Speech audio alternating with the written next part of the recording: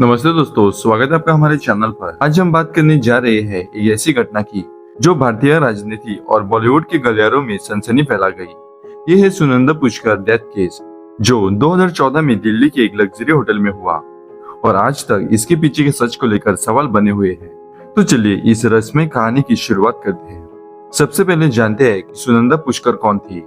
सुनंदा का जन्म 1962 में हुआ था और वे एक सफल बिजनेस वुमन थी। उन्होंने कश्मीर के चर्चित नेता और तत्कालीन केंद्रीय मंत्री शशि थरूर से शादी की थी, जो उन्हें सुर्खियों में ले आया। सुनंदा की जिंदगी काफी दिलचस्प रही। वे मॉडलिंग से लेकर बिजनेस तक हर क्षेत्र में छाई रही, लेकिन उनकी जिंदगी का अंत एक ऐसे रहस्य से जुड़ा है जिसने पूरे देश को हिला दिया। आइए अब उस भयानक दिन की ओर बढ़ते हैं। 17 जनवरी 2014 की रात सुनंदा पुष्कर अपने पति शशि थरूर के साथ दिल्ली के लीला होटल में ठहरी थी। कुछ दिनों पहले से ही उनकी शादी में तनाव की खबरें सामने आ रही थी, खासकर सोशल मीडिया पर शशि थरूर और पाकिस्तानी पत्रकार मेहर तरार के कथित अफेयर को लेकर। सुनंदा ने ट्विटर पर कई पोस्ट किए थे, जिसमें उन्होंने अपने दर्द और गुस्से को जाहिर किया था।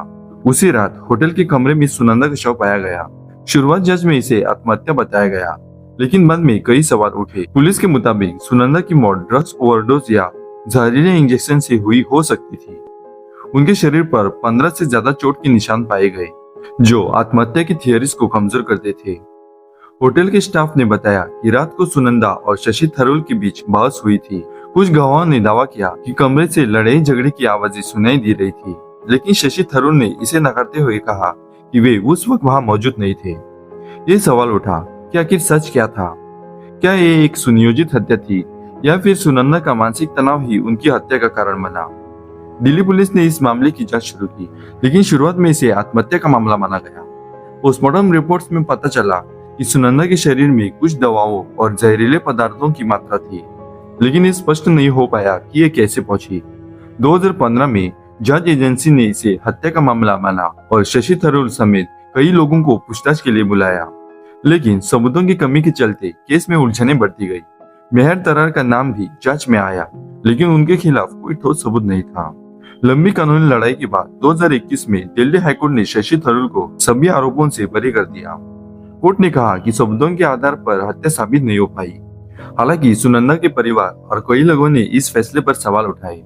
आज 2025 में यह केस अभी भी लोगों की जिज्ञासा का विषय है। क्या सच कभी सामने आएगा? क्या शशि थरूर बेकसूर थे या ये एक अनसुलझा रहस्य बनकर रह जाएगा? सुनंदा पुष्कर डेथ केस ने घरेलू हिंसा, मानसिक स्वास्थ्य और सेलिब्रिटी कल्चर जैसे मुद्दों को उठाया।